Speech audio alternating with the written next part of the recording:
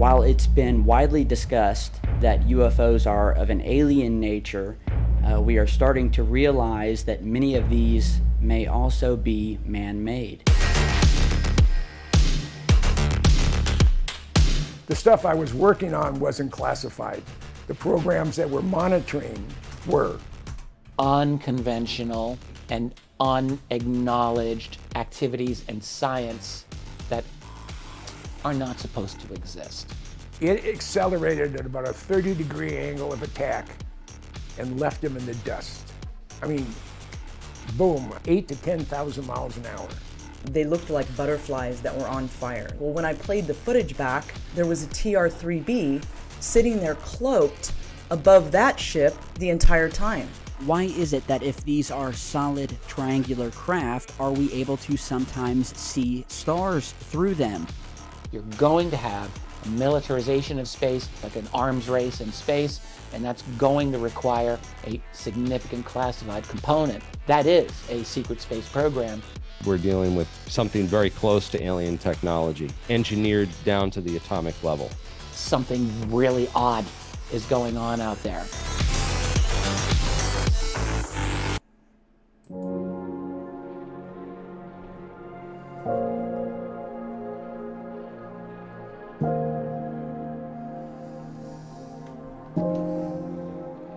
Yep, here we are.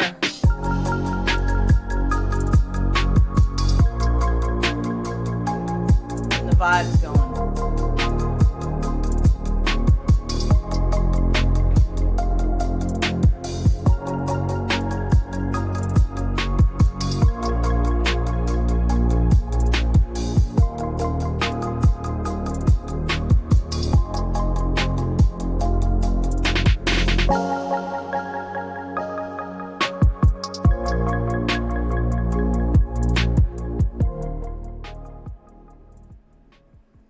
What's going on, fam?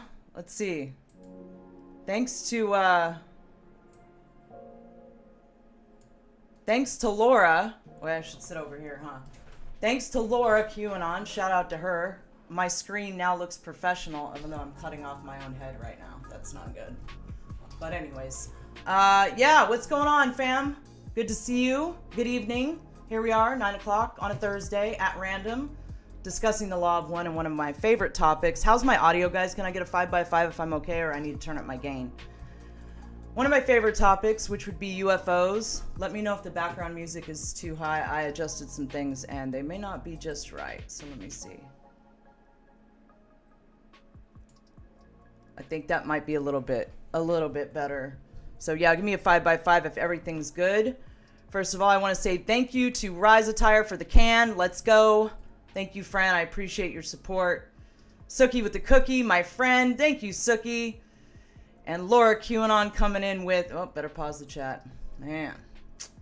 LauraQanon coming in with the shades. My insanely talented wifey. Well, thank you, Laura. You're insanely talented. Thank you for your help. Much, much appreciated. Laura does awesome stuff, and she's got my screens looking right for me now, so I am super appreciative of that. The link to all her links, where you can find her, is in the description on YouTube, just so everybody knows. That's where you can find all her links to her amazing work. She just did a video for SevereAnon too, and turned out dope. Alex Jones was right, I think is the name of it. Anyway, it turned out super cool. I've posted it over on my Telegram. I don't know if you guys have seen it, but definitely go check it out. So yeah, it's good to be here with you guys. I see my wingman out there. What's going on, wingman? Descendant of Brand, good to see you. One Brad A, Morning Flower, Dennis Lindsay. Let's see, which screen is better, guys? I don't know. Yeah, but then the music starts over and then I gotta turn it down. Yeah, I'm getting there, little by little.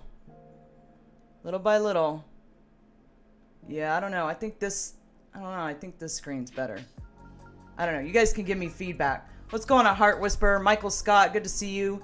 Mara, Rebecca, Wonder Mod, always good to see you. Aaron Moriarty, what's going on, friend? FZ, Christina Love, Morning Flower. Hey, Maxanon, good to see you.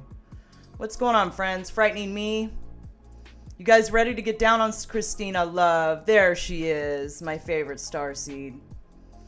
You're gonna have to come on here one of these days and speak some of your alien languages and speak light language, or do your light language transmissions. That's awesome. I love when you do that. You don't realize it, but I lurk over on your channel and I listen to your broadcasts, and I like it. It's good stuff. So yeah, here we go. What's up, Camel Spider? Ben Q lurking. Yeah, Jay Brewskis. All right, man. So Law of One. Here we go. I think I need to turn this background down a little bit, or maybe it's just loud in my thing. I don't know. But anyways, yeah, Law of One, UFOs is the topic tonight. So with the Law of One, I hope my audio is fine. Quit tripping on it, Alara. Okay, I'll stop tripping on it. With the subject of UFOs and the Law of One, it's super fascinating because there is all kinds of stuff in the Law of One about UFOs. And it kind of blew my mind when I read it because it confirmed a lot of things that I already kind of knew. And anyway, it was wild. So it's one of the coolest topics to go through in the Law of One is the topic of UFOs, because keep in mind that this book was written in 1981. So some of the information here is mind-blowing according to that time. So yeah, it's good stuff. How's everybody doing tonight? You guys doing good? I hope you're doing good. I hope you're doing good. All right. Lurk all I want, huh? All right, that's what I do. I like to lurk. All right, so Law of One, we're going into the topic of UFOs. I think we might actually be able to cover all of it, too. It's not a whole lot like the Harvest topic. The Harvest topic was intense. But I had so much fun doing this the first time with you guys. Like, I just really enjoyed it, so I wanted to definitely come back and do it again, and I had a free night to do it, so here we go. All right, so jumping into the topic of UFOs. Let me make sure I'm good over here. So look, and the text, thanks to Laura, again, the text, I even got it big enough where everybody can actually see it. So you guys can follow along with what I'm reading. I think this works a whole lot better. So, alrighty, so we're going to start at 6.23. The questioner, which is Don, he's a physicist. He's the one asking the questions. Which I kind of went into on the first episode of this Law of One series. Questioner says, the photographs of the bell-shaped craft and reports of contact from Venus exist from less than 30 years ago. Do you have any knowledge of these reports? Ra says, we have knowledge of oneness with these forays of your time-space present. We are no longer of Venus. So just to clarify for those that haven't read the Law of One, which I'm sure there's plenty out there that haven't, their social memory complex, as it's explained in the Law of One, is from Venus. This is where they're from. They explain that Venus is no longer in our density. So, I don't know, perhaps that's why some of our planets, it doesn't look like there's life, because there's different densities of life, and they say there's no longer a third density on Venus. So, we have knowledge of oneness with these forays of your time-space present. We are no longer of Venus. However, there are thought forms created among your peoples from our time of walking among you. So Ra's social memory complex used to walk among us, which is explained in other parts of the Law 1 during the Egyptian times. So, yeah, they once walked among us, and then they left because I guess we distorted their message. They tried to bring us the Law of One, and Akhenaten... They got through somehow to Akhenaten. Anybody feel free to clarify something if I'm a little bit off, but they got through to Akhenaten. And he understood the Law of One, and he tried to translate that to his people and get rid of the priest system. And they weren't having it. The people weren't having it. They freaked out. That's why they tried to erase him from history. It's all explained in this book. And so, yeah, so basically, where was I? Okay, so we are no longer of Venus. However, there are thought forms created among your peoples from our time of walking among you. The memory and thought forms created therefrom are part of your society memory complex. This mass consciousness, as you may call it, creates the experience once more for those who request such an experience. The present Venus population is no longer sixth density. 6.24. Questioner says, do any of the UFOs that are presently reported come from other planets here at this time? Or do you have this knowledge? Ra says, I am one of the members of the Confederation of Planets in service of the Infinite Creator. There are approximately 53 civilizations. comprising approximately 500 planetary consciousness complexes in this confederation. This confederation contains those who, your own planet, who have obtained dimensions beyond your third. Wait, say that again. There are approximately 53 civilizations comprising approximately 500 planetary consciousness complexes in this confederation. This confederation contains those from your own planet who have obtained dimensions beyond your third. It contains planetary entities within your solar system, and it contains planetary entities from other galaxies. It is a true confederation in that its members are not alike, but allied in service according to the law of one. Yeah, buddy. I don't think, is this, oh, sorry guys, but I had the Foxhole chat, not muted, but paused. So I was wondering, I was like, why isn't it moving? What's wrong? Sorry about that. Okay, I got it caught up now. We're good. I can see you guys now. What's going on, D-Live? I see you out there. What's going on, Rockfin, D-Live, Twitch, YouTube, Foxhole? Good to be with everybody tonight. Hey, Hot Tamale. Good to see you. Linda Love. YouTube, what is this? YouTube Blows Goats. That's great. It's a great name. That's fantastic. I love that. Thank you, Sean Joe, for the cookie. And Adam, always love the hugs from you and Kenshin. Is it Kenshin? Kenshin? Or is it Keshin? I don't know. Do you care if I mutilate his name, or is that fine? Or if you'd like to correct me, you can, but you know you gotta put the little dashes in there. You gotta spell it out for me, because I, we know I can't really do well with that type of thing. Okay, so where were we? 6.24. Do any of them come from? Okay, so the questioner asks, do any of them come here at this time in spacecraft in the past, say, 30 years? So that would have been, what? Since the early 50s, okay? Since the early 50s to 81. Ross says, we must state that this information is unimportant. They do this a lot, where they tell you your information is transient, and they don't want to answer your question because it doesn't matter. It's not going to help anybody evolve. It's just random, It's really funny how they do that all the time. But, okay, so we must state that this information is unimportant. If you will understand this, we feel that the information may be acceptably offered. The law of one is what we are here to express. However, we will speak upon this subject. Each planetary entity which wishes to appear within your third-dimensional space-time distortion requests permission to break quarantine, as you may call it, and appear to your people. The reason and purpose for this appearance is understood and either accepted or rejected, because again, they're a social memory complex. They use telepathy. They don't have to speak things out the way that we do. Thank you, Dem Turn Red, for the cookie. I appreciate that. They don't have to speak things out the way that we do. So a social memory complex is completely telepathic.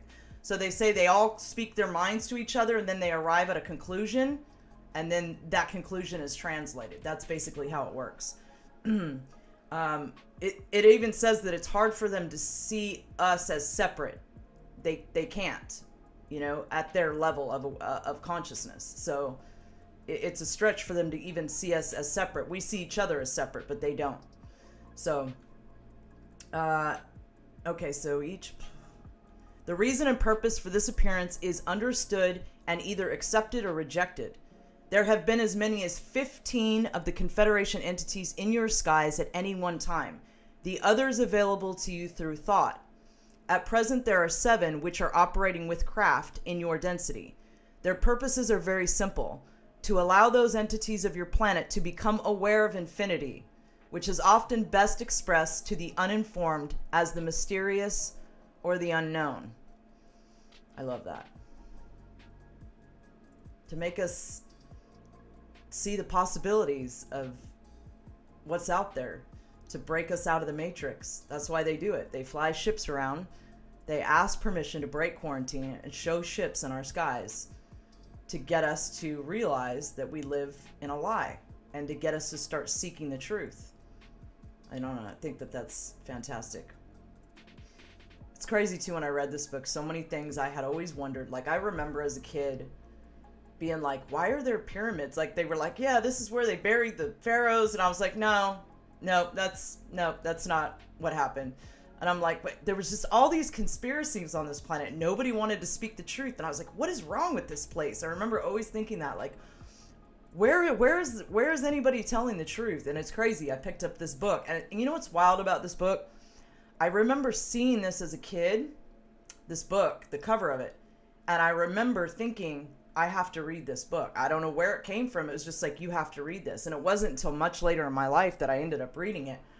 But I knew somehow that I had to read that book even as a child. It's really bizarre. All right, so Adam's correcting me here. He says, I generally pronounce his name Kenshin, Elizabeth Neutermeyer, when he is naughty. 3 names for doggo, for reals. I don't know if I can go through all that, but if I can get Kenshin right, we'll be winning tonight, won't we? That'll be great progress for me. So yeah, I ended up reading it later in life, and all these questions I had about Bigfoot and pyramids and UFOs and all the weird stuff on this planet that they deny, it's all in this book. So this is a fascinating book. If you've never read it, you're definitely going to want to hang out and listen, because it's good stuff. Yeah, I totally didn't, Debbie, I see you posting the Secret Space Conference stuff. I totally did not mean to go live at the same time as Tyler and Journey to the Truth tonight. So I apologize for that, Tyler. I'm sorry. I didn't realize that I was going on at the same time as you. So I apologize. All right, so next one, 7.12. Questioner says, I am interested in the application of the law of one as it pertains to free will and what I would call the advertising done by UFO contact on this planet. That is, the council has allowed the quarantine to be lifted many times over the past 30 years. This seems to me to be a form of advertising for what we are doing right now, so that more people will be awakened. Am I correct? Ra says, it will take a certain amount of untangling of your conceptualization of your mental complex to reform your query into an appropriate response. Please bear with us. Wait, is that the right, or did I do something? That's right, isn't it? Yeah, okay. The Council of Saturn has not allowed the breaking of quarantine in the time-space continuum you mentioned. There is a certain amount of landing taking place. Some of these landings are of your peoples. Some are of the entities known to you as the group of Orion.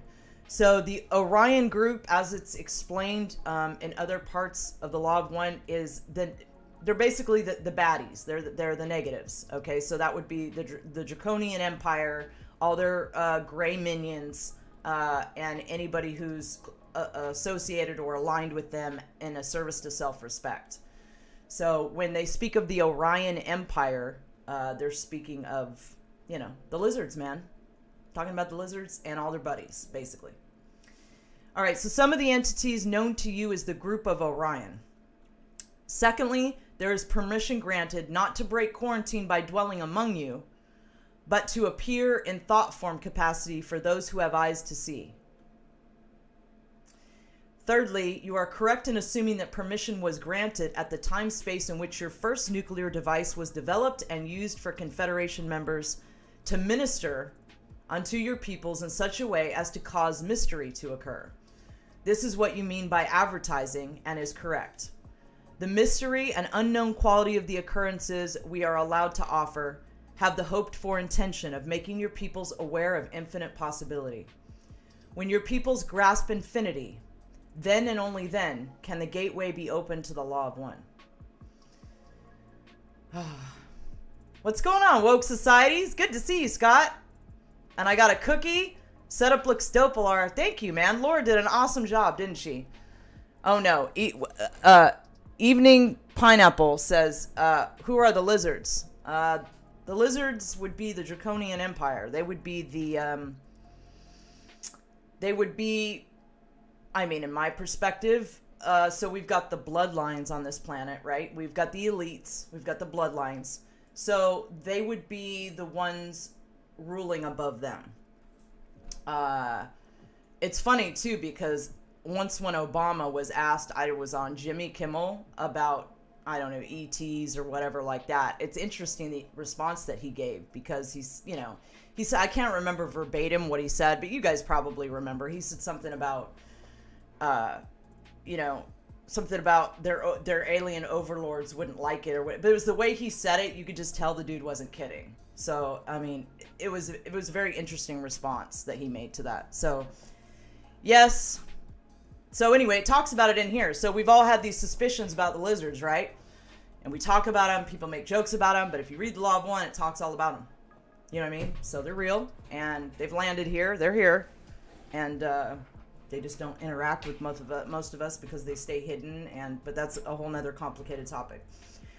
Okay, so 7.13, questioner, you mentioned both our people and those of Orion coming here. Can you expand on that? Ross says, your thought complexes did not match your vibratory sound complexes. We are unable to respond. Please restate your query. 7.14, questioner, I'll just ask about Orion. You mentioned Orion as a source of some of the contacts of UFOs. Can you tell me something of that contact, its purpose? Ross says, consider, if you will, a simple example of intentions which are bad/good. This example is Adolf. This is your vibratory sound complex. The intention is to presumably unify by choosing the distortion complex called elite from a social memory complex and then enslaving by various effects those who are seen as the distortion of not elite.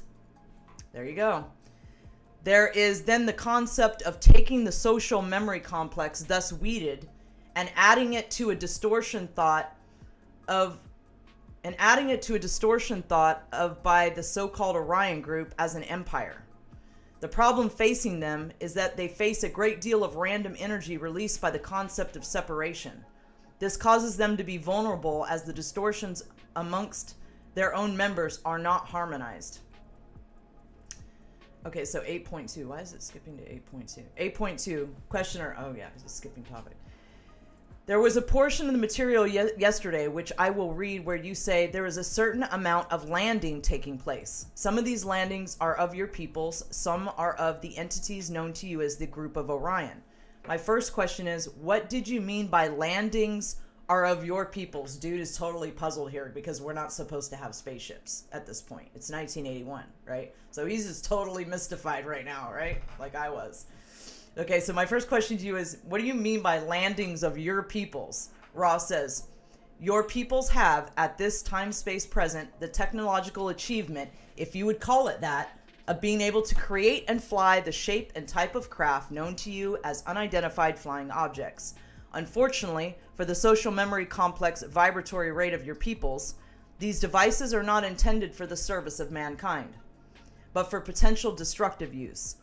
This further muddles the vibratory nexus of your social memory complex, causing a situation whereby neither those oriented towards serving others nor those oriented towards serving the self can gain the energy power which opens the gates to intelligent infinity for the social memory complex. This in turn causes the harvest to be small. You could sit on that one for a minute. Just so much of the stuff, you got to go back over and over and over it, and still there's just, every time I go back and read this book, I get new insights every single time. Miracle Girly with the can, much love. Thank you so much, Miracle Girly. And Texas Q Patriot with the can. Thank you for the can, friends. Appreciate it. All right, so I'm getting some questions over here. What is... Oh, yeah. So you're a troll? That's great. Trolls are welcome, too. That's fine. We don't mind trolls.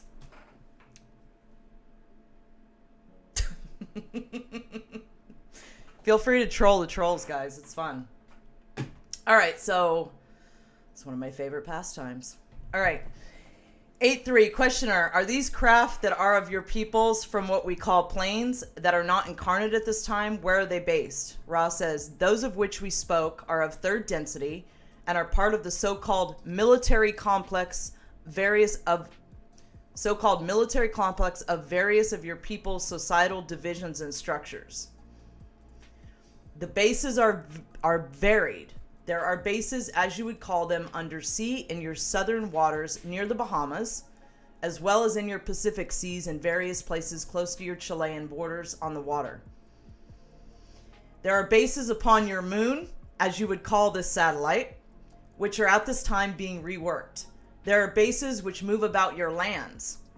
So that's interesting. There are bases which move about your lands. So I don't know where you guys go with that thought process, but disappearing islands is where my mind goes. So it could be disappearing islands, or it could be, I've seen a couple videos where they capture stuff that's going on under the sea, and you'll see patterns of stuff moving, like huge stuff just moving under the ocean, right? So under the sea, there are bases which move about your lands. So, I mean, it could be disappearing islands. It could be undersea bases that actually physically move. I've also heard that there are bases that can be folded and broken down and redone somewhere. It's like they create some kind of bubble, like under the Earth's crust or something, and they can collapse it at a moment's notice and then rebuild the base somewhere else. So maybe they're referring to that. I don't know. Wild stuff, though. And this is 1981, right? Yeah, buddy. Draco Reptilian. Yes, Rise, that is correct. Draco Reptilians.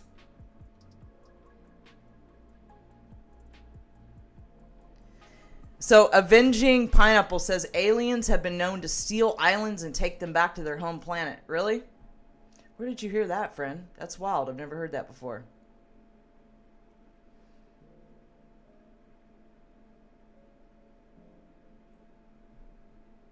Mirage. Mary Royer has a good one. She says Mirage.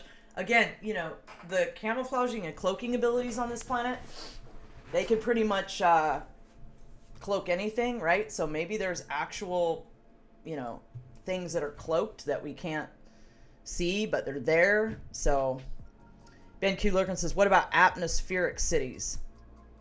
Ooh, I think it goes into that. Actually, I think it goes into that. Okay, so let me finish reading about the bases. So there are bases upon your moon, as you would call this satellite, which are at this time being reworked. What does that mean? In 1981, they're being reworked. I wonder what that means. There are bases which move about your lands. There are bases, if you would call them that, in your skies. So there you go. That was a good hit on that, Ben Q. Lurkin. There are allegedly bases in our skies. So it makes you wonder, like, are they talking about spacecraft carriers that are cloaked?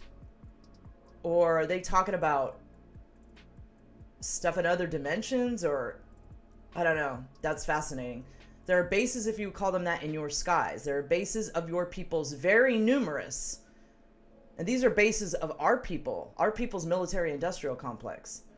There are bases of your people's very numerous and, as we have said, potentially destructive. All right. So the questioner says in 8.4, where do the people who operate these craft come from? Are they affiliated with any nation on Earth? What is their source? Ra says, these people come from the same place as you or I. They come from the Creator. I love that. There's so many times in this book where there's statements made that, like, I don't know, Christina came in the other day and she dropped one of the Law of One where they say, how do you evolve? There's somebody's asking the question about how we evolve, and they say, look in the mirror, see the Creator. Look at everyone else, see the Creator. That's how you evolve. Love. You know what I mean? They're all you. So quit separating yourself and judging. You know what I mean? This book had such an impact on me. Look in the mirror, see the Creator. Yeah, buddy. Okay, so back to UFOs. These people come from the same place as you or I. They come from the Creator. As you intended, the question is shallower aspect. These people are those in your and your other selves, governments responsible for what you would deem national security. 8.5. Am I to understand, okay, questioner, am I to understand then that the United States has these craft and undersea bases? Ross says, you are correct. 8.6, questioner says, how did the United States learn of the technology to build these land? And then it's inaudible in the transcript. What's going on, Uncle Vanka? What's going on, Thumper Rose? Ross says, there was a mind-body-spirit complex known to your people by the vibratory sound complex Nicola. Okay, so when he's describing a name, the way that their concept of things is totally different than ours.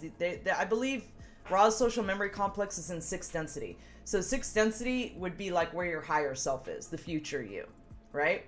So that's where Ra's social memory comes. So their perception of things is totally different than ours. So when they say vibratory sound complex, they're saying name, basically. That's their way of saying the person that's named this in the 3rd dimension, right? Because we name things here. All right, so there was a mind-body-spirit complex known to your people by the vibratory sound complex Nicola. This entity departed the illusion, and the papers containing the necessary understandings were taken by mind-body-spirit complexes serving your security of national divisional complex. Thus, your people became privy to the basic technology. In the case of those mind-body-spirit complexes, which you call Russians, the technology was given from one of the Confederation in an attempt approximately 27 of your years ago to share information and bring about peace among your peoples.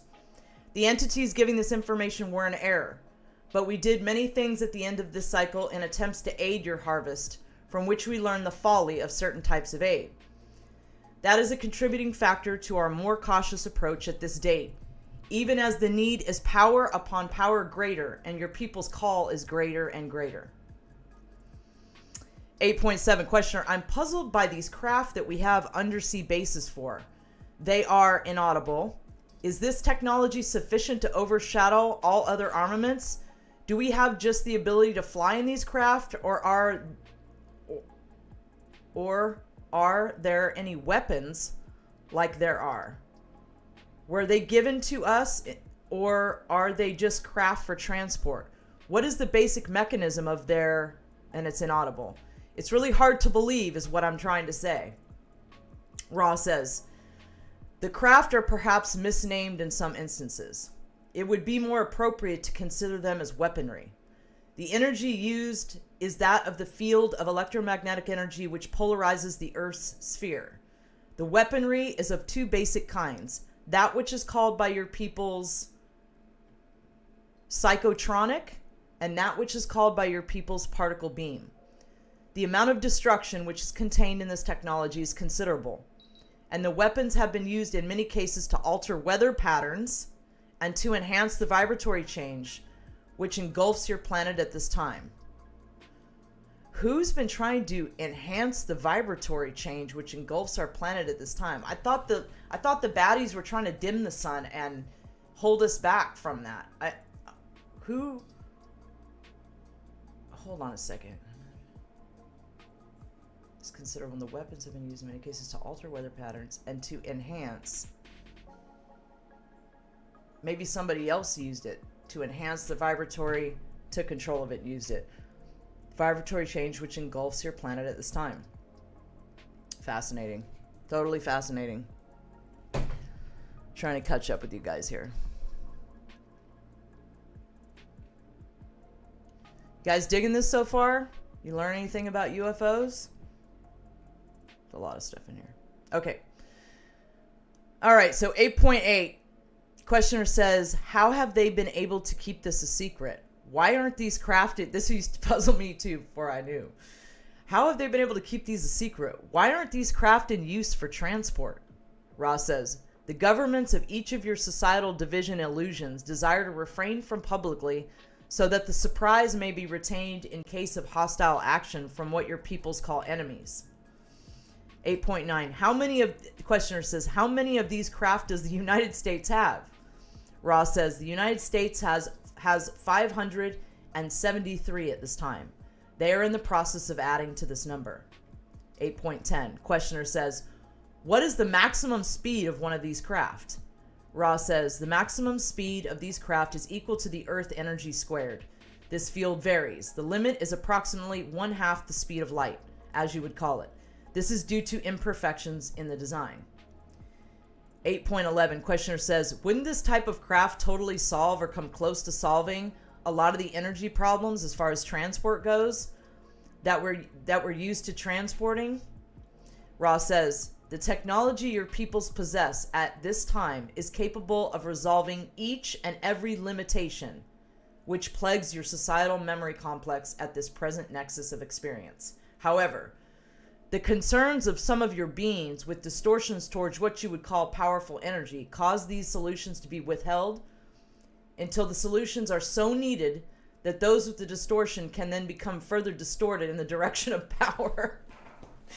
So they're not going to let us have it until they're able to gain some kind of, they're able to get more power by disclosing it, right? So this is why we're all being kept in the dark still. Because they're all trying to get one up on each other. Bummer for us, right? Hey, what's going on, Pill by the Raven? Haven't seen you in a while. It's good to see you, friend. Right? CERN? Yep. And HARP? I can think of a few things. 8.2, questioner. At this time, you mentioned that some of the landings were of our peoples. You also mentioned that some were of the Orion group. We talked a little about the Orion group, but why do the Orion group land here? What is their purpose?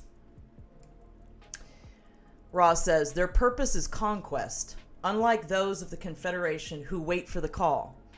The so-called Orion group calls itself to conquest. So it's explaining the law of one, that the service to self beings, they don't care, they don't respect free will, but the benevolent beings do. So they don't come unless they're called. There's rules to it. You know, there's the prime directive and all this kind of stuff. But the negatives, the baddies, they don't respect free will. I guess it does end up catching up with them later, but they don't. And so they just, they do think, they manipulate in order to, they manipulate, basically. That's what they're doing on this planet right now. They're hiding themselves. They're not in plain sight, but they're manipulating our entire paradigm from behind the scenes. So that's how the baddies work, you know? I mean, even if you look at the little gray friends that come in and steal people out of their beds, it's the same sort of thing, you know? So, all right, so 8.13 questioner says, specifically, what do they do when they land? This is interesting. Ross says, there are two types of landings. In the first, entities among your peoples are taken on their craft and are programmed for future use. What does that mean? Programmed for future use. Are we talking like MK Ultra here, or are we talking...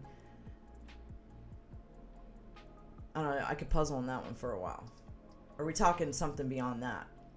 There are 2 or 3 levels of programming.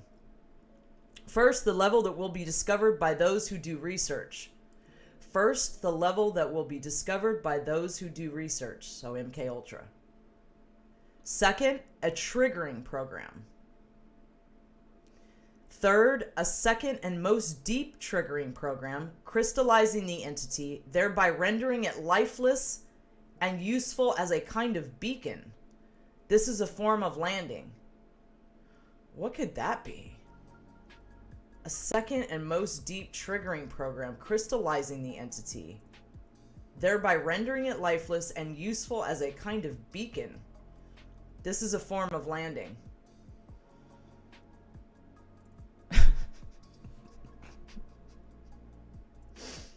What's going on, Toots? All right, the second form is that of landing beneath the Earth's crust, which is entered from the water. Landing beneath the Earth's crust, which is entered from the water. Again, in the general area of your South American and Caribbean areas, and close to the so-called Northern Pole, so Antarctica and other places, the bases of these people are underground.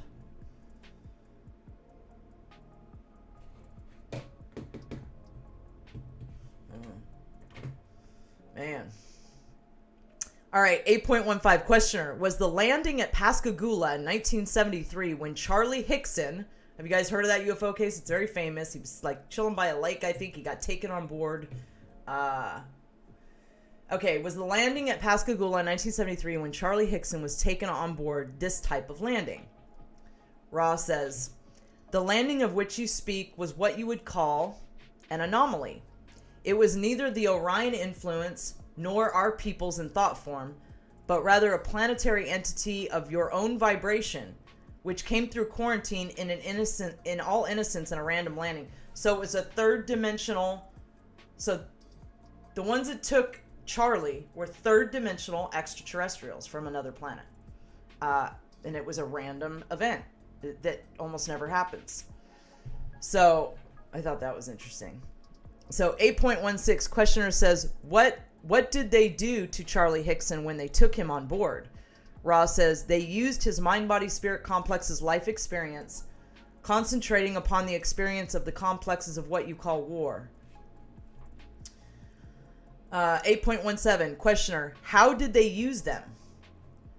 Ra says, the use of experience is to learn. Consider a race who watches a movie. It experiences a story and identifies with the feelings, perceptions, and experiences of the hero. Interesting. 8.18, questioner says, was Charlie Hickson originally of the same social memory complex as the ones who picked him up? Ra says, this entitory of vibratory sound complex did not have a connection with those who used him. So it was totally random. 8.19, questioner, did those who used him use his war experiences to learn more of the Law of One? Ra says, this is correct. 8.20, questioner says, were the entities that picked him, can you describe, is that the normal configuration of these entities? They, inaudible, rather unusual? Ra says, the configuration of their beings is their normal configuration. The usualness is not remarkable. We ourselves, when we chose a mission among your peoples, needed to study your peoples, for had we arrived in no other form other than our own, we would have been perceived as light. 8.21, questioner, well, what density did the entities who picked up Charlie Hickson come from? What was their density? Ra says, the entities in whom you show an interest are third density beings of a fairly high order. We should express the understanding to you that these entities would not have used the mind-body-spirit complex Charlie except for the resolve of this entity before incarnation to be of service. Interesting.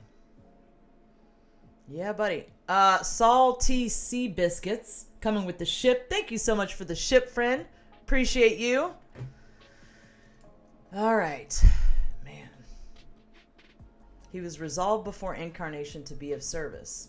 So that made it okay for them to take him and rewind the life of his war experiences and take him on board. That's interesting. Ra says, these entities are of the Sirius galaxy. So, there are third-dimensional extraterrestrials in Sirius, apparently, who have technology that can get here. 8.23, questioner says, the most startling information that you have given me, which I must admit I'm having difficulty believing, is that the United States has 573 craft like you described. How many people in our government are aware that we have these? How many total people of the United States designation are aware of this, including those who operate the craft? Ra says, the number of your peoples varies, for there are needs to communicate at this particular time-space nexus, so that the number is expanding at this time. The approximate number is 1,500. It is only approximate, for as your illusionary time-space continuum moves from present to present, at this nexus, many are learning. Many are learning. 8.24. Questioner, where are these craft constructed? Ra says, these craft are constructed one by one in two locations. In the desert or arid regions of your so-called New Mexico, and in the desert or arid regions of your so-called Mexico. Both installations being under the ground. 8.25. Questioner, do you say the United States actually has a manufacturing plant in Mexico? Ra says, I am Ra. I spoke thusly. May I at this time reiterate that this type of information is very shallow and of no particular consequence compared to the study of the Law of One. However, we carefully watch these developments in hopes that your peoples are able to be harvested in peace. I wonder what the spaceships have to do with harvest and us being harvested peacefully. That's interesting. FC with the super chat. Thanks for doing these shows, Alara. Light and love to everyone. Thank you, friend. Appreciate you. All right, so what does the spaceships have to do with harvest? Okay, 8.26, questioner. I am totally aware how this line of questioning is of no consequence at all, but this particular information is so startling to me that it makes me question your validity on this. Up until this point, I was in agreement with everything. This is very startling, and it does not seem possible that this secret could have been kept 27 years, and that we are operating these craft. I apologize for my attitude, but I thought I would be very honest about this. It is unbelievable to me that we would operate a plant in Mexico. Yeah, the rabbit hole's deep, my friend. I feel ya. That we would operate a plant in Mexico outside of the United States to build these craft. Maybe I'm mistaken. These craft are physical craft built by our physical people. I could go get in one and take a ride. Is this correct? Ross says, this is incorrect. You could not ride one. The United States, as you call your society divisional complex, creates these as a type of weapon. So they're drones. 8.27, questioner says, there are no occupants then, no pilot, shall I say? Ross says, this is correct. Questioner says, how are they controlled? Ross says, they're controlled by computer from a remote source of data. So, it's 81, dude. They are controlled from a computer from a remote source of data. 1981. Craft that fly by themselves with no pilot and can cloak. Right? People are tripping. Right? I don't know. Maybe, Brian, maybe we'll get harvested in a craft. I don't know. You know, speaking of, somebody posted something in my chat today that I tripped out on. It just was interesting what they said. So there was a video of a guy there's two dudes walking in a field, and one of them like gets beamed up. Now I don't know if it's CGI or what, man. Like I don't know where it came from. I don't know. I can't track the source, so I don't know if it's a valid clip or not. But it was interesting because I hadn't really. I just went, yeah, right. I mean, that was kind of my immediate reaction. I'm kind of one of those people until I get some real information. I'm just like, anyway. So somebody said, 2 in the field, 1 will be taken, 1 will be left. And it got me to thinking. I thought, man. And then I thought the other day on Space Force News when Foyle and I were talking about that dude. I don't know who saw that episode, but the dude on the Ring camera that was walking around his house, and he got, like, it looks like he gets teleported up into space. And dude denied it. He was like, no, that didn't happen. You know what I mean? It was like a glitch or whatever. Me and Foyle were like, no, something happened, dude. You just don't want to admit it. But it got me thinking, right? I'm like, you know, we don't really know how this is going to play out. Like, this shift. Or, I've read this book over and over again, and I still don't have an answer, like, exactly. I mean, they say in here outright that we get teleported by our higher self to wherever we need to go, right? But this is becoming a 4th density planet, right?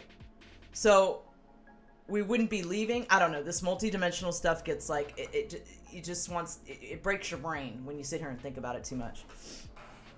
But I don't know. It did definitely get me thinking about, I was like, are people being teleported out of here? How come I haven't been teleported out of here yet? Or maybe we did go. I'm thinking maybe we did go, and that's why everything's starting to get better all of a sudden. Maybe we're on a different timeline. You know, maybe this is I don't know.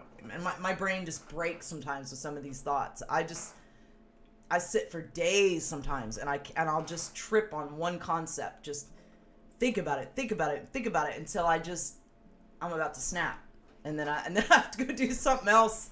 I have to go do something else for a while, because some of the stuff you just can't get it. And it says in this book, understanding is not of this density. You will not understand. In fact, the only important thing that you need to know in order to be harvested is to admit that you don't understand. That's it. Just admit you don't understand. Humble yourself, because there's no understanding it while you're here. There's just no understanding it. If you can get past the veil, if you can begin to see beyond the hole in the curtain, right? If you can get that far, you're doing great. You're doing great. Be good to the other selves. Love them. Be humble.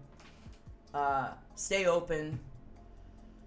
You know, I think it's kind of pretty simple, man. But it does get complicated because the bills, and we got all these negative beings running around trying to manipulate us and do things to us and make us wear masks and scare us. And we got all the, you know, mind control on the TV. But simple, just shut the TV off, you know? put out information to try to help wake up others. You never know when that seed's going to get planted, you know? Like, it might be something you said. All the time it happens to me where somebody will say something and it'll plant a seed, you know? And then my mind will just, take off at that seed. I may not arrive at a destination, right? But I'm seeking. That's the important thing. Like, my mind is open and I'm thinking. I'm following that thought process.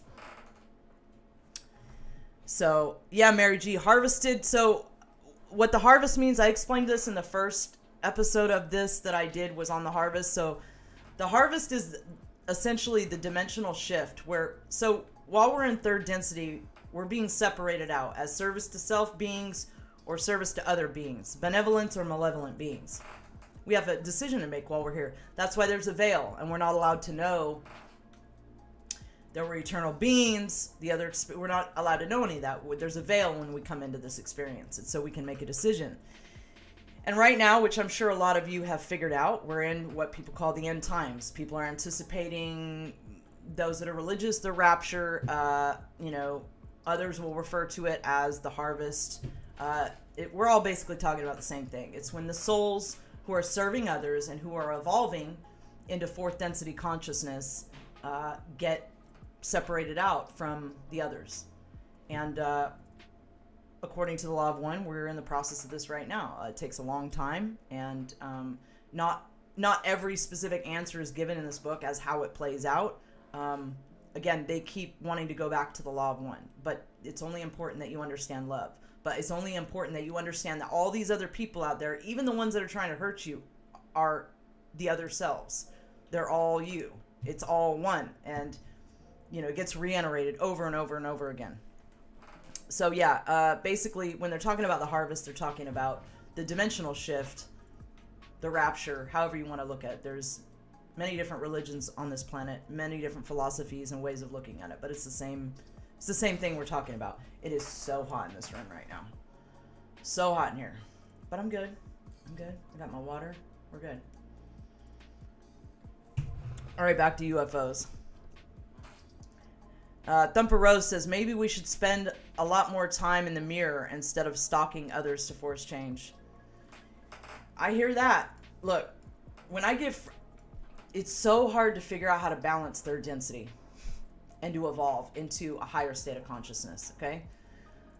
Because I feel this compulsion, and I have since I woke up, that I have to share information. I have to have, social media accounts. I have to share information. It's a compulsion. I have to do this. We have to wake them up. We have to try to help them. We have to wait. It's a compulsion. But at the same time, I know that all answers are within. Let me give you an example of this. So, after January 6th, right? A lot of us tripped out because some things happened we didn't expect to happen. And we knew that, the shit was about to hit the fan. And I know for me personally, I would describe it as shock. I went into shock for a while. I didn't want to talk to people. I didn't know what to do. I felt powerless. There was nothing I could do. And it drove me in. So when I feel like I'm not making... when I feel like I'm not making an impact out there, I go within. This has been a pattern for some years now. And it's amazing the revelations that you will come to and the deeper understandings of things that you will come to when you are forced to go within like that. So I almost think that was good in a way for us, because I think it forced a lot of us to go in. And, it helped me. Whenever I get frustrated with things out there or things start to get weird out there in the world, I go within. And every time I do that, I learn more and more. I call it seek the creator. That's what I do. You can seek the creator in all kinds of ways. By going within, by meditating, prayer, contemplation, bliss. Go out and do what you love to do. And just get in your heart chakra and be in bliss. Petting your dog, petting your cat, hanging out with your animals, loving on them, letting them love on you, Go to a place you love to go. For me, that's the beach. I love the ocean. I love it. I start to feel sick when I'm away from it too long. Truly. So for me, that's going to the ocean. Going to the ocean and going swimming. For me, that is complete and utter bliss. So for me, that's seeking the creator. If I go swimming in the ocean, I'm seeking to just be one with creation and be with my creator and love and experience all that my creator has given me to enjoy while I'm in this experience, which can be gnarly at times, right? So do that, man. Our creator doesn't want us to be miserable. You know, we're moving into the density of love and compassion and understanding, right? So trying to practice those things more and be understanding of other beings. There was a time in my life where I was not so understanding at all about much of anything. But I really try now to just understand that each entity is having its own experience and just to let them do them. You know what I mean? As long as you're not infringing on my free will and you're not harming me where I have to then defend myself, do you, man? You know what I mean? Because each entity is at a different level and it's having its own experience, whatever experience its soul needs to get wherever it's going. And I'm not one to judge that, right? Like, it's not my place to judge that. Would I like to live on a planet without the baddies and free energy? Yes, absolutely. Will I fight for that? 100%, right? But it's not my focus is judging what you're doing. My focus is looking at me. In fact, when I do get in a situation where somebody's driving me nuts or whatever, my first response is to go, what am I doing? What am I doing? What am I guilty of in this situation, right? And that is so hard to practice. Like, I can't always do it, but I definitely know that that's the way you should be looking at it, because whatever you see out there, it's a reflection of in here. So there's something you're not dealing with. And that's the reason that's happening out there, right? That's why it's called an illusion. It is. All the other selves are you. Yeah, Christina says, I gotta be near water too. It's incredibly healing. Yeah, I can't live without the water. So whatever that is, you know. I'm glad you're here, Pilled by the Rabbit. I can't wait till you call into another one of my shows. I love your energy. It gives me like a high whenever you're, I don't know. Some people do that to me. It gives me like a high. It's cool. I like it. All right, so where was I? Back to UFOs, guys. Sorry I went on a whole tangent and speech and all that, but that's what I do sometimes if I get going. All right. Where were we? Okay, so back to UFOs. So he was going into there are no occupants then. Ross says this is correct. How are they controlled? He goes into the fact that it's a computer from a remote source of data. Questioner says, why do we have a plant in Mexico? Ross says, the necessity is both for dryness of the ground and for a near total lack of population. Therefore, your so-called government and the so-called government of your neighboring geographical vicinity arranged for an underground installation. The government officials who agreed did not know the use to which their land would be put, but thought it a governmental research installation for use in what you call bacteriological warfare. They thought it was for bacteriological warfare. Oh boy. Interesting. All right, questioner. Questioner says, is this type of craft that Dan Fry was transported in? I don't know who Dan Fry is, guys. I can't believe there's actually a UFO story and I don't know who it is. But I don't who Daniel Fry is. So if anybody wants to correct me, please feel free. Hi, Rain with him. Hi, Jenny Callie. Good to see you. Up 3. Death by Rust. All right. So yeah, I don't know about Dan Fry. Okay, so Ross says, the one known as Daniel was in thought form transported by Confederation thought form vehicular illusion in order to give this mind-body-spirit complex data so that we might see how this type of contact aided your people in the uncovering of the intelligent infinity behind the illusion of limits.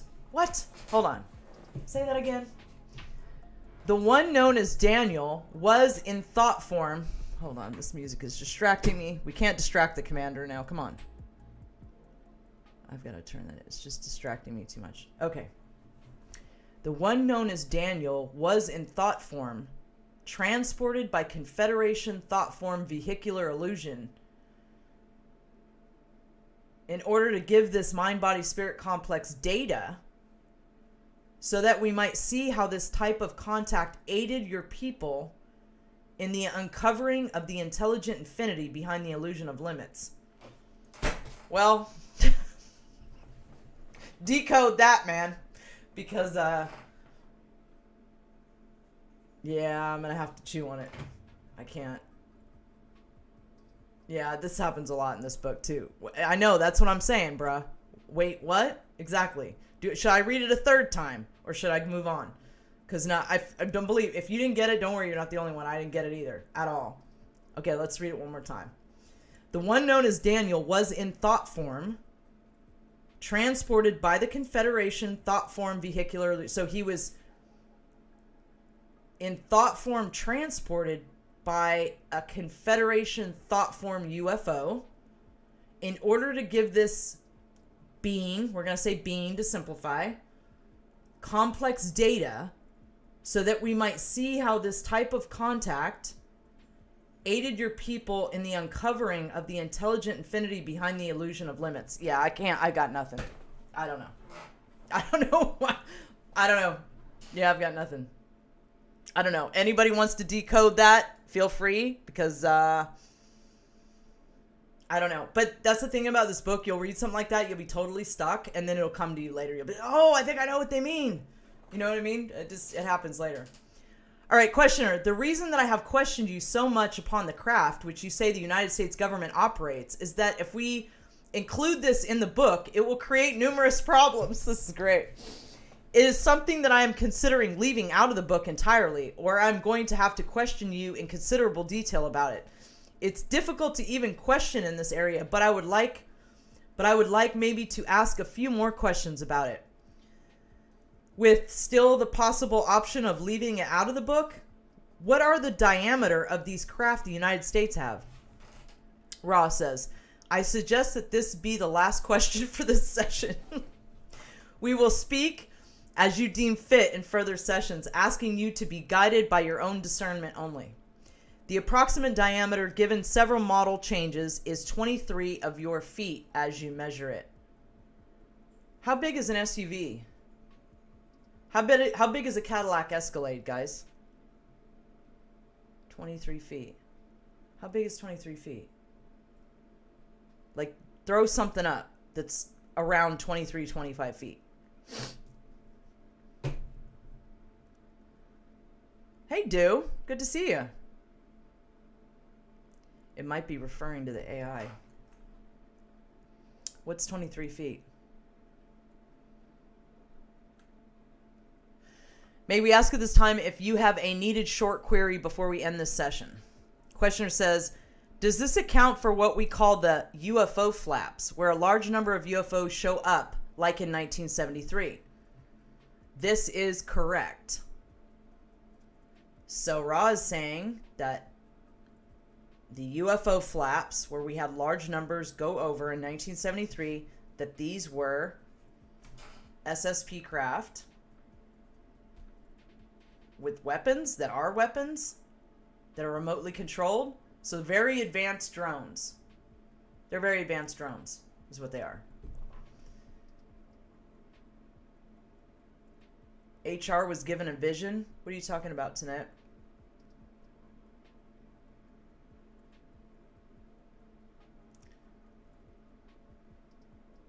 $5 foot longer than an Escalade, FC says? Yeah, man.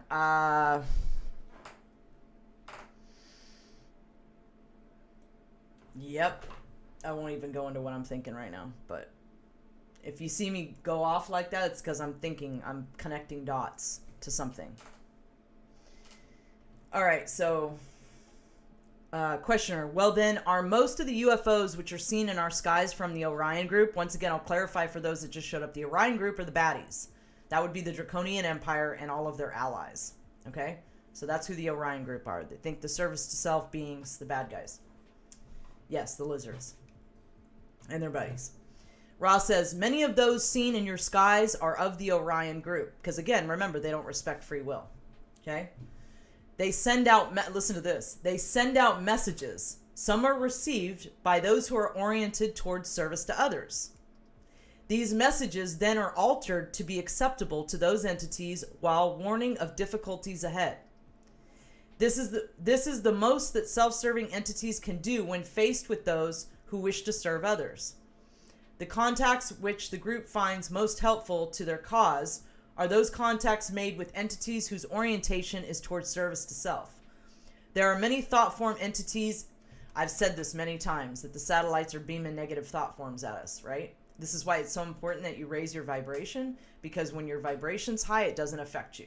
But if your vibration's low, then their negative thought forms can infiltrate your brain computer.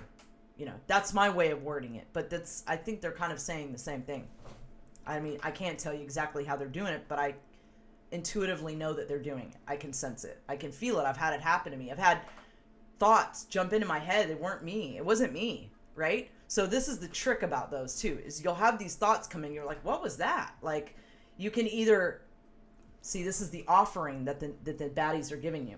You can either take that thought form that's not you and go, what is wrong with me? Am I sick? Why would I think something like that? And then you could get into judging yourself, right? And then that could go spiral into totally negative, terrible thought process, right? Or when you get a thought like that, thank you for the opportunity to think negatively, but I'll pass. Move on, right? So, and I don't know where this comes in with PTSD though, because I know that I suffer from that. I know there's other people that suffer from that, and that can be a hard thing to fight off sometimes, right? And I wonder how much of that, you know, I don't know. I'm going down a whole nother rabbit hole. That's a topic for a whole nother thing. But when I get these very random, strange, terrible thoughts, I try to just discard them. But sometimes it gets really hard, especially when they come at me a lot.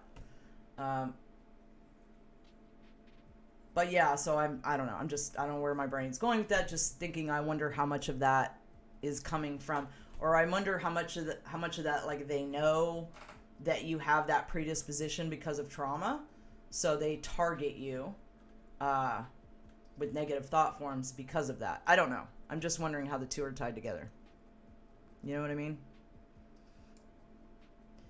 Mountain Dream says, I believe not just mentally, but physically they do this to us too. Well, yeah, I mean, they've got their weapons. It's interesting too, because Foyle sent me a thread today about, so did you guys see that tweet about, I think it was a tweet on Twitter, where the birds, it was a big flock of birds, and they hit the ground all of a sudden in a swarm? So she showed me a thread today on Twitter where they're using psychotronic weapons against the people in Australia. So I saw a thread about this. Anyway, there's evidence of this, but also went into a few different areas where birds are being impacted by weapons. And so, yeah, right. We've got the weapons to deal with, and we've got the negative thought forms being projected at us. We have a lot to deal with, but understand when it comes to the negative thought forms, thanks for your offering for me to think negatively and go that direction, but no thanks. Let it go. Do whatever you got to do to get yourself back in alignment and thinking positively and, you know, out of fear. Fear is the main thing. When you're in fear, your vibe's low, they can target you. You can't live in fear. You got to live in a different state, man. You got to live in a state of love, and you can't entertain fear at all, ever. Like, fear is the number one way they can get in, is when you entertain anything fearful. So don't do it, ever. And those thought forms they project are going to be fearful. They're going to try to make you afraid, you know? They're going to, I don't know. They're going to try to make you afraid and try to make you judge yourself is what they're going to try to do. And they're going to do whatever they can do. All right, so there are many thought form entities in your skies which are of a positive nature and are the projections of the Confederation. Interesting that the word projection is used here. So we're talking about a lot of these contacts are thought forms. You know, they don't even exist in our dimension. They project a thought form into this dimension, and that's what you're interacting with, is a thought form. So these benevolents that, you know, appear, they phase in. This is what you're dealing with, is a thought form, right? You can interact with it. It's just like a super advanced hologram. Just like the holograms that we have, basically, that they don't want to admit to. What's going on, Average Joe? Good to see ya. Okay, so let's see. There are many thought form entities in your skies which are of a positive nature and are the projections of the Confederation. Other sightings are due to the inadvertent visualization by your people's optical mechanisms of your own government's weaponry. What? Other sightings are due to the inadvertent visualization by your people's optical mechanisms of your own government's weaponry. Interesting. Anybody got any train of thought on that one? What exactly they're saying? Yes, Chuck, I agree with you. Any attack on life forms is unfair. That's what we're trying to do. We're trying to elevate consciousness on our planet and get our planet to a place where attack on life forms is it's not something that happens anymore. All life is respected. And that's what we're shooting for, right, guys? All right, let's see. Questioner, which group is it that contacted Henry Puharich in Israel right around 1972? Ross says, we must refrain from answering this query due to the probability that the one you call Henry will read this answer. This would cause distortions in his future. It is necessary that each being use free and complete discernment from within the all-self, which is at the heart of the mind-body-spirit complex. Questioner says, does that also apply to answering who was contacting the group that I originally was in 1962? Ross says, this query may be answered. The group contacted was the Confederation. Questioner, did they have any of their craft in our area at the time? Ross says, there was no craft. There was a thought form. So again, it sounds like these higher dimensional benevolent beings, you'll interact with a craft, you'll see a craft, but it's a thought form that you're interacting with. Which maybe explains my situation a little bit better. Questioner, the only other question that went with that was this. Was there a crash space... This is an interesting answer. I'm fascinated as to why this question wasn't answered. Was there a crashed spaceship, and are there small bodies now stored in our military installations?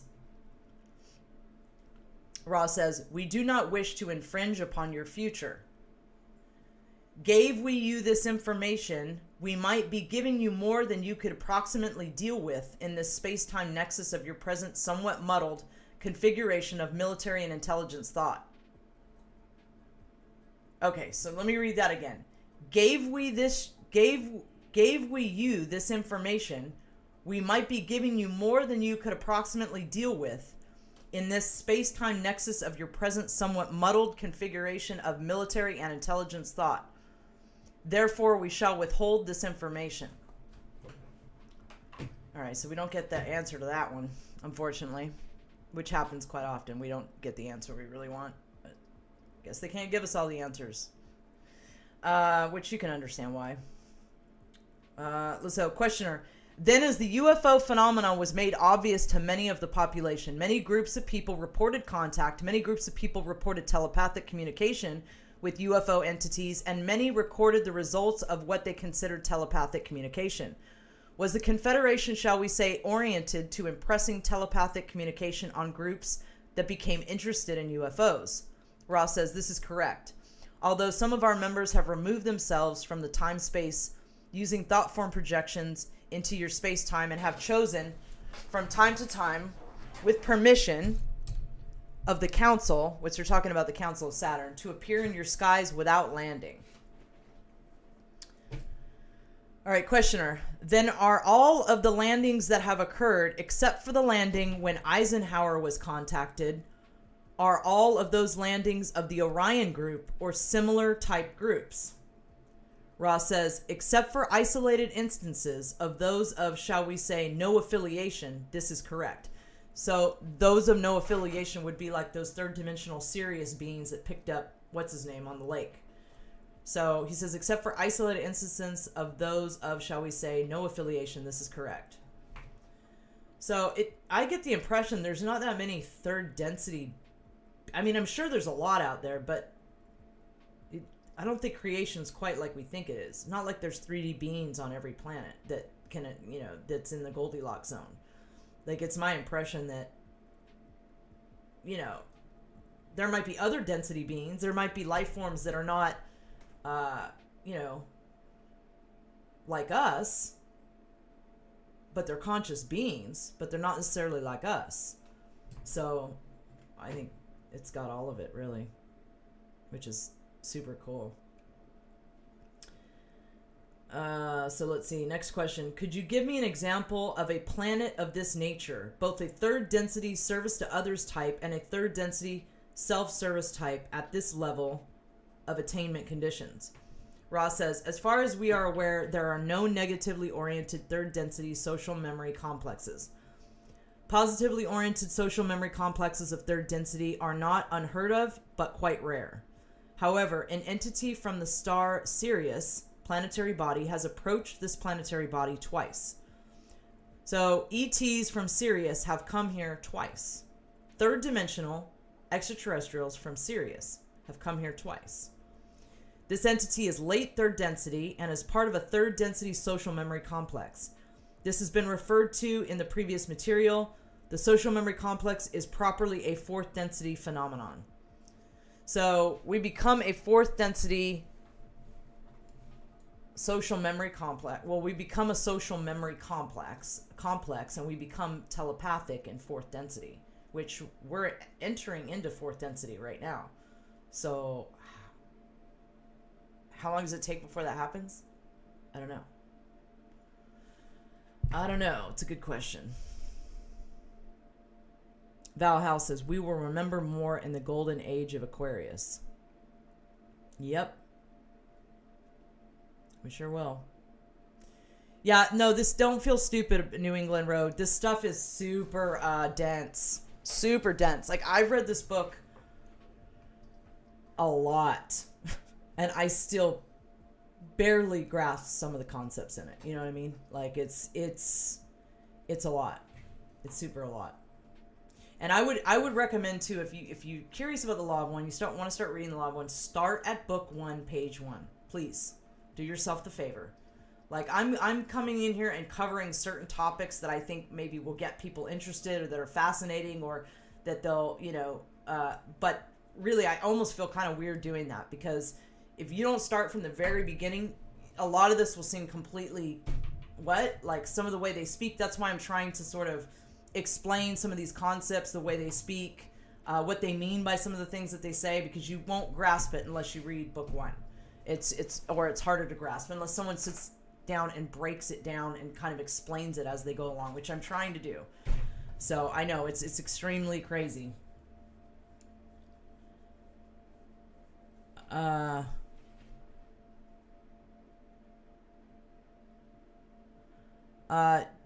Due Diligence came in with 376 gold pills and says, forgive me, I went after a known hater of vets, request forgiveness. I don't know what you did do. I didn't see what you did. But you're forgiven, brother.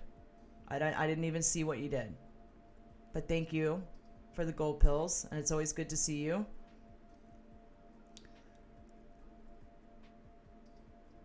Oh yeah, sorry guys, I haven't seen the chat. I don't know what's going on in here.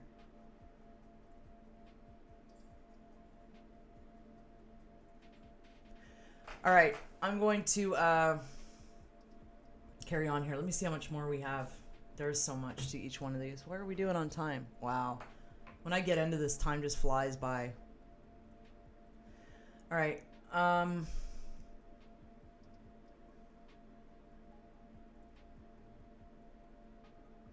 me see where I was.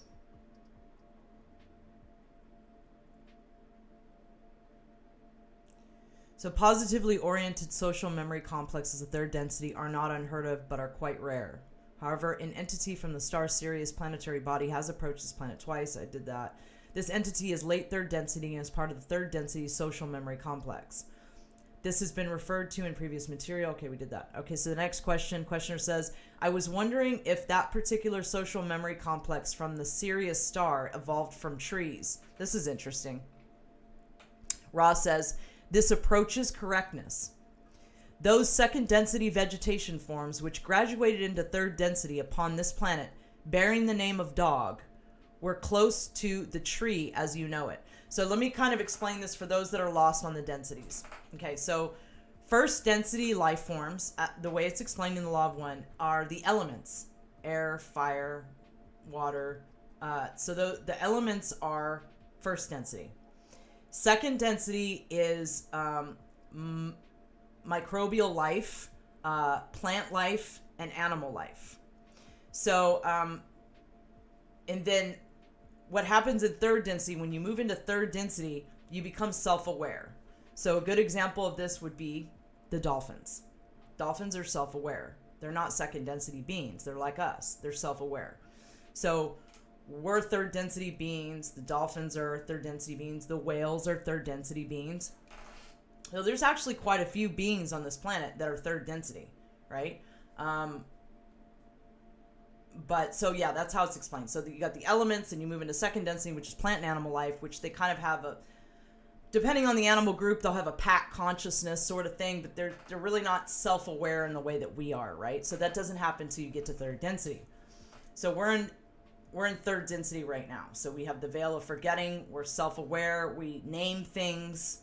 That's how we're developing this third density consciousness. Well, as we move into fourth density, we form what's called a social memory complex, as Ra explains. We become telepathic. We can communicate with each other telepathically, and everything sort of changes. We don't have the illusion. We don't have the veil anymore.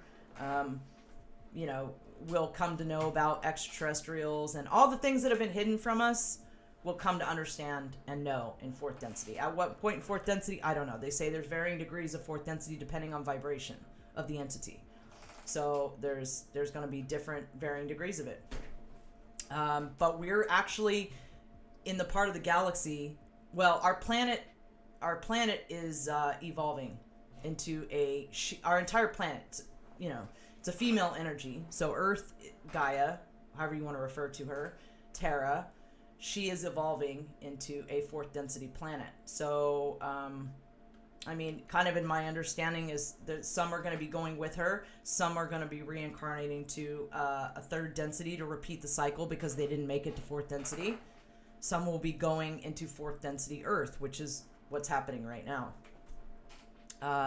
But they don't give you all the answers as to how it works. They give you indications and lots to think about. And I think that's the point of this book. All right, so back to where we were. This approaches correctness. Those second density vegetation forms, which graduated from second density into third density upon this planet, bearing the name of dog, were close to the tree as you know it. Questioner says, I believe this is an important point for us in understanding the balancing aspect of meditation, since we have here its antithesis in another type of evolution. These entities moved, we were told by Charlie Hickson, without moving their legs.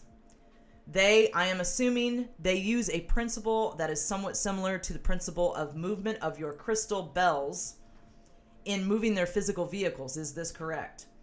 Ross says this is partially correct. Questioner says, but I am just assuming that their method of movement is not a function of mechanical leverage such as ours, but a direct function of the mind somehow connected with the magnetic action of the planet. Is this correct? Ross says this is largely correct. It is an electromagnetic phenomenon which is controlled by thought impulses of a weak electrical nature. Questioner says, was their craft visible to, would it have been visible to anyone of our density on our planet who might have seen it or might have been in that area at the time? Is it a third density material the same as this chair or anything we have here? Ross says this is correct. Please ask one more full question before we close, as this instrument has low vital energy at this space-time. So Ross talking about the channel that he's using. So sometimes when his energy comes through to her, it will deplete her. And her body will start to get weak. And then he'll have to cut off contact because he can't risk hurting her. So he'll cut off contact. So when he says stuff like that, the vital energy is low, I have to leave now. This is what he's referring to. Questioner says, thank you. This next question I feel to be a bit transient type of question. However, it has been asked me by one whom I have communicated with who has been intensely involved in the UFO portion of the phenomenon. If you deem it too transient or unimportant, we'll skip it, but I have been asked how it is possible for the craft of, shall we say, the fourth density to get here, in that it seems that as you approach the velocity of light, mass approaches infinite. We have talked about the increase of spiritual mass, and it was just a question as to how this transition from very distant planets is made in craft. And my question would be, why craft would be necessary at all? This is not an important question. Ra says, you have asked several questions. We shall respond in turn.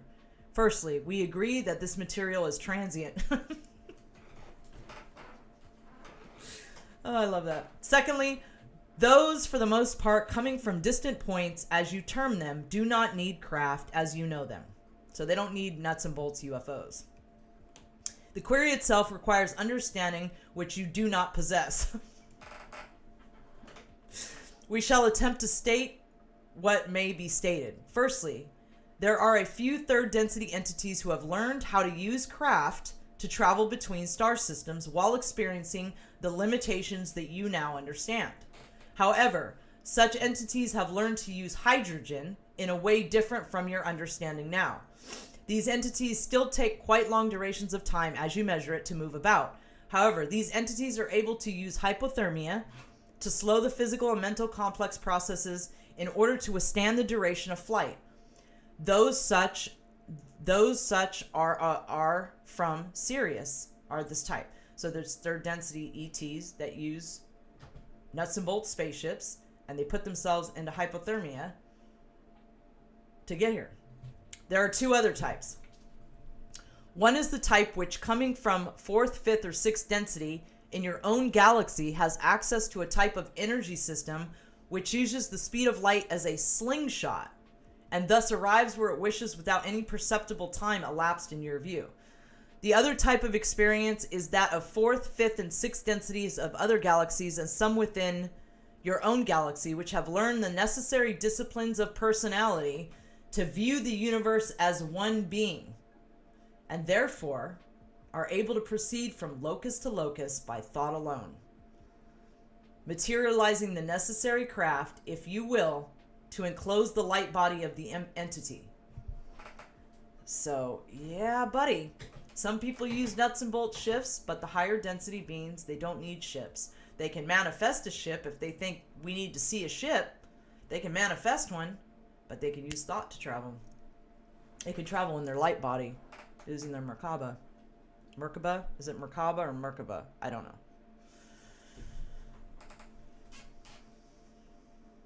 I want to travel in my light body. Like, I'm over this. I'll be able to go out there. I want to go to other planets. This one's getting intense, man. I want to be able to take a vacation.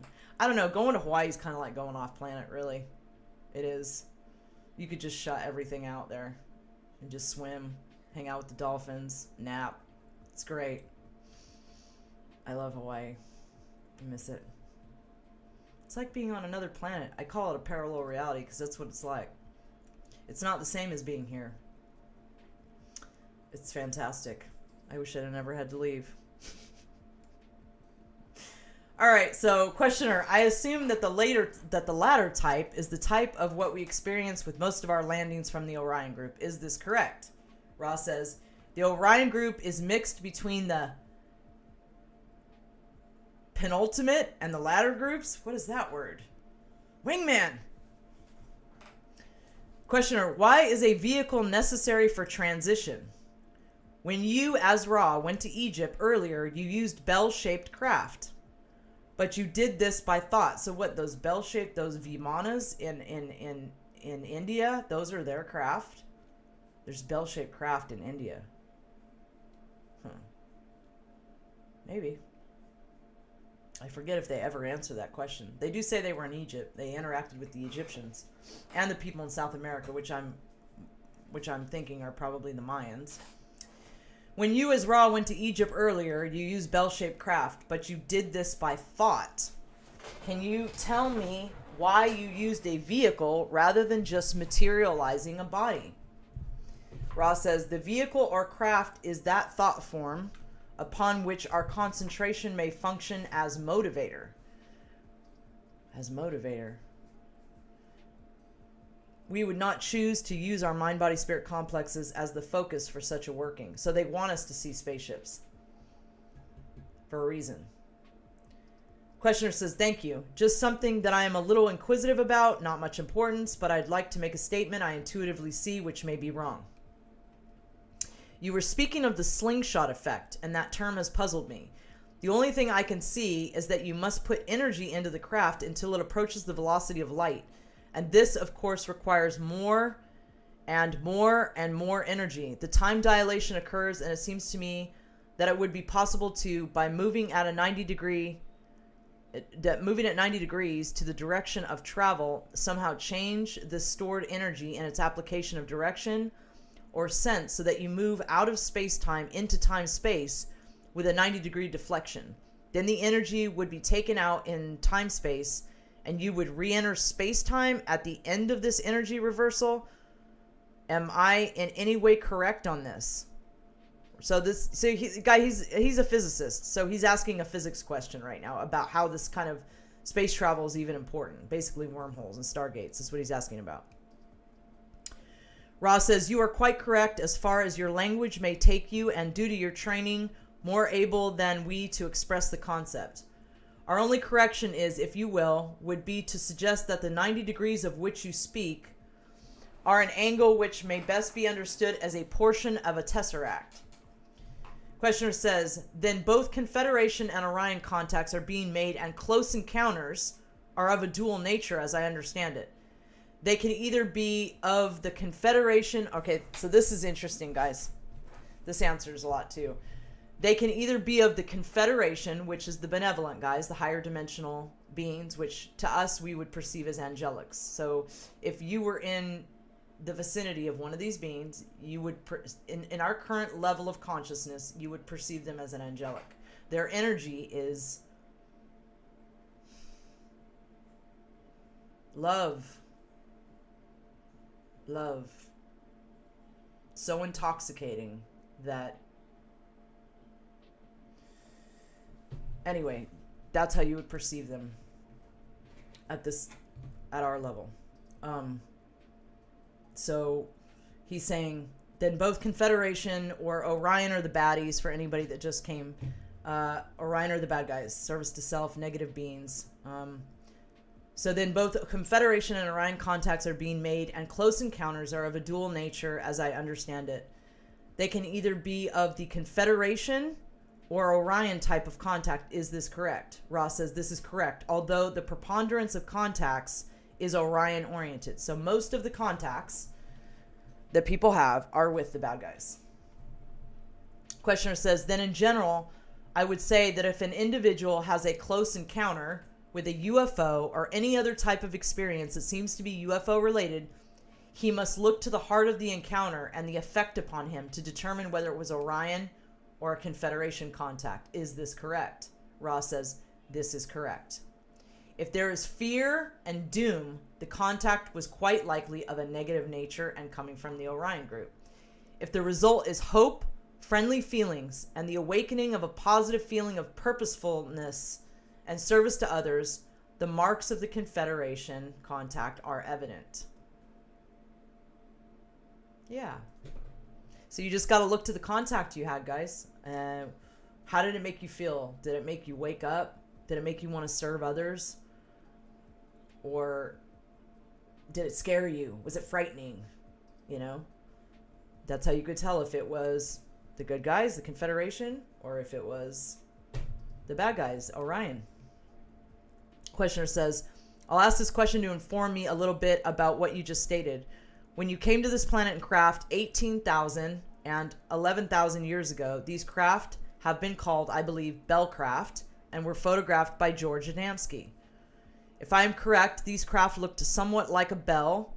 They had portholes around the upper portions, and they had 3 hemispheres at 120 degrees apart underneath. Is this correct? Ross says, this is correct. Yeah, I didn't get through near as much of this as I wanted to get through. But it's all good. We got a little bit of time left. We can cover some more. Questioner, were these constructed in time-space or space-time? Ross says, we ask your persistent patience, for our answer must be complex. A construct of thought was formed in time-space. So, the thought forms are created out of space-time in time-space. And then they manifest in space-time as physical matter. So a construct of thought was formed in time-space. This portion of time-space is that which approaches the speed of light. In time-space, at this approach, the conditions are such that time becomes infinite and mass ceases, so that one which is able to skim the, shall we say, boundary strength of this time-space is able to become placed where it will. When we were where we wish to be, we then clothed the construct of light with that which would appear as the crystal bell. This was formed through the boundary into space-time. Thus there were two constructs, the time-space or immaterial construct, and the space-time or materialized construct.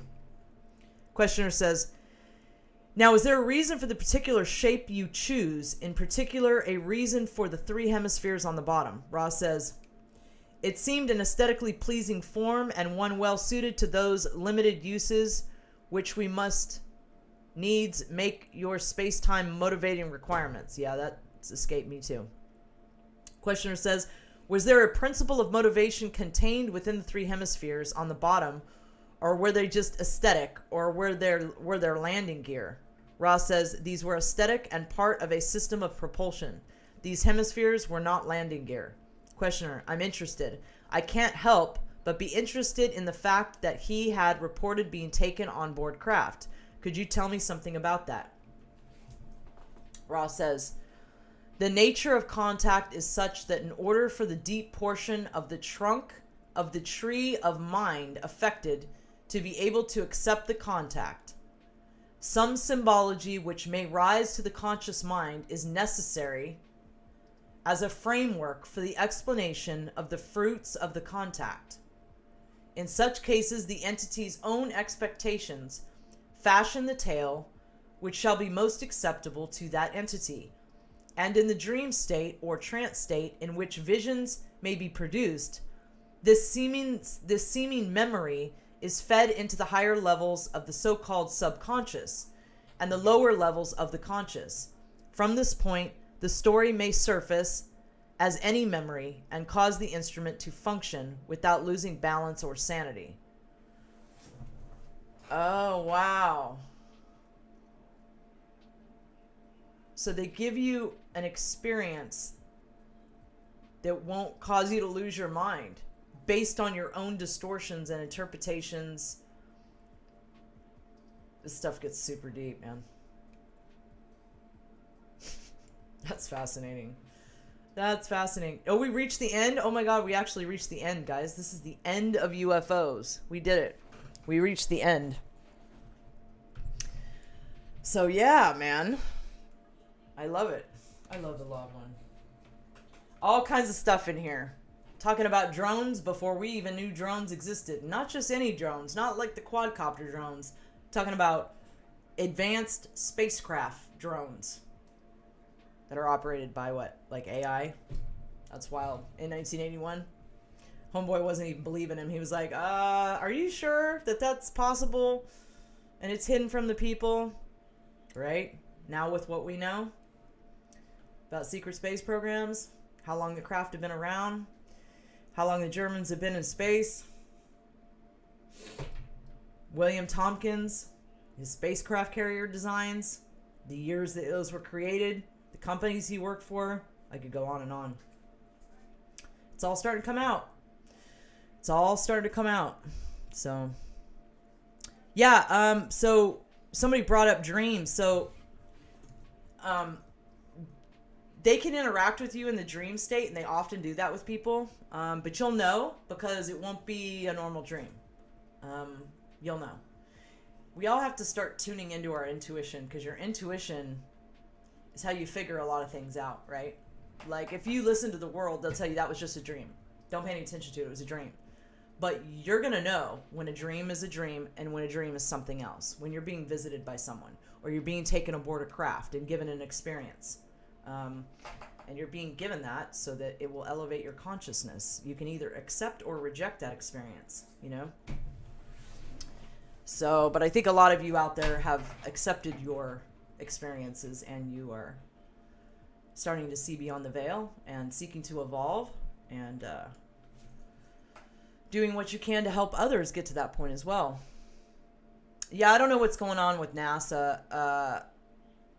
So allegedly they have their own secret space program.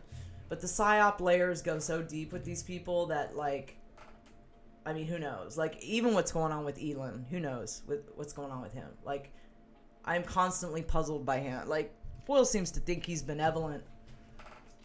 Me, not so much. But I kind of vacillate back and forth based on his behavior. I just don't think... Here's my thought process. I don't think you get to be in his position at all, period, without being, you know, ICC. So that's just, I mean, that's my determination. I could be wrong, but I think he knows full well about the stuff. I think he maybe even has access to the technology, and I think he's some kind of deal that he's putting on the rocket show for the rest of us, or putting on the rocket show for the sleepers. For what reason, I don't know. You know, I don't have it all figured out. I don't have Elon fully decoded. I wish I did. What's going on, Alfredo? Good to see you. Yeah, you're late, friend. We're talking about UFOs, although we already went through the entire UFO section. So, yeah. What about black being alien AI? What do you mean, black goo? Yes, sir. Yes. It is. There's several different types of goo. I had Harold Vela on. He's such a smart gentleman. Just a wonderful human being. It's kind of an old interview, but I had him on and we discussed different stuff. I don't think we went into black goo. I really wish I could have Harold on to discuss black goo, because he's an expert on the topic.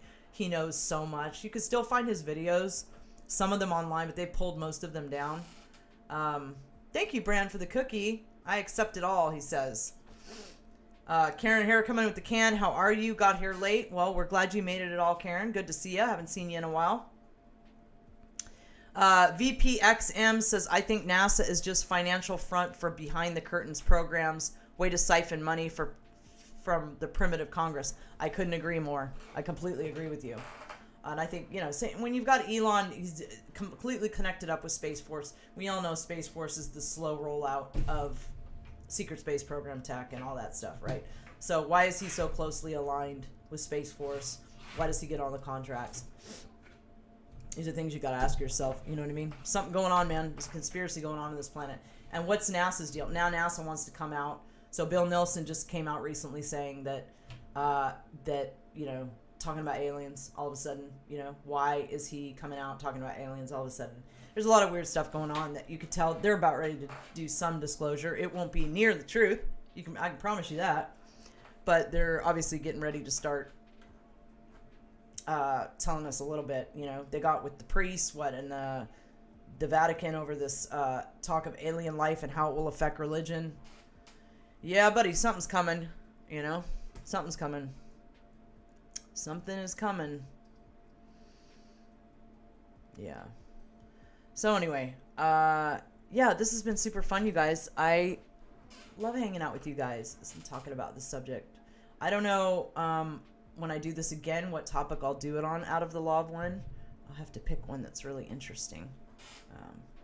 But I will find one, or I might even do a second one on the harvest. I'm not sure. And I did hear you guys out there told me about the couch, that you wanted a second one on Wicca and the craft and stuff.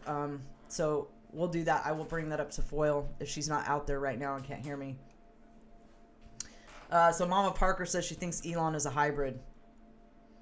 I don't know. Something weird's going on there. You know what I mean? Something super weird is going on there. So you can tell it's super hot in here right now, right? I need to get a fan or something. I got to do something because it's about to get way hotter too. It's only the end of February. So yeah, well, I'll pick another topic. We'll do it again. I will bring up doing another part on witchcraft and all that stuff with Foyle on the next couch. We have one couch we got to do about another weird thing that we'll be doing next time we do the couch. But then after we do that one, We'll go back into some of that stuff. There was some, I know there was some, I can't remember exactly what we did the first one on, but I know we had a second one planned with topics that weren't covered in the first one. So as far as upcoming shows, guys, I will go and get your scratching and release it over on the Foxhole. As far as upcoming shows, of course, Space Force News every Sunday night, 9 p.m. Eastern, 6 p.m. Pacific. This Monday, as you know, I've kind of changed up things on Mondays, and I'm doing kind of a variety of different things depending on who's available and what's going on. So this Monday is going to be exciting, though I don't know the time yet. Normally we do the couch or whatever we do on Monday from 2 to 4 p.m. Eastern, but I don't know if we're going to be able to do that this Monday because Alien Scientist is coming on, and we're going to be discussing nuts and bolts UFO stuff, nuts and bolts UFO tech. So that's going to be a really good show, guys. I'm really excited to sit down and talk to him. We were both in the TR3B documentary, Rise of the TR3, which is in the description below. The link, if you want to go and check that out. They did a great job on that documentary. Anyway, Alien Scientist is in it. He did a great job in it, and that's how I found out about him. And I've really been getting into his events and watching his channel a lot. And I love his content is great, and it's led me to other people. And I've really gotten into this studying the nuts and bolts propulsion stuff, and I'm just fascinated with it. I've gotten really into it, so I'm really excited to have him on and be able to talk about some of this stuff with him. So that'll be sometime on Monday. I don't know when. I will make a post on Telegram, Alara of Sirius channel, when I do have an exact time about that. What else? That's it as far as what's coming up. I really don't have any nailed down dates or times on anything else right now. Let me go get your scratching, guys, and release that real quick. Let's see here. Yeah, buddy. Yeah, she's got me saying that now, fam. What am I gonna do? She totally got me saying that. Serious. Alright, so let me see. Where's the scratching? There goes your scratching, fam. Get your gold pills over on the Foxhole. Yeah, it's been awesome hanging out with you guys. I really appreciate you hanging out with me. Big thank you to my mods. You guys are super amazing. Big thank you to all the people who super chatted tonight. Really appreciate you. Just love you guys. Love you guys. Love hanging out with you.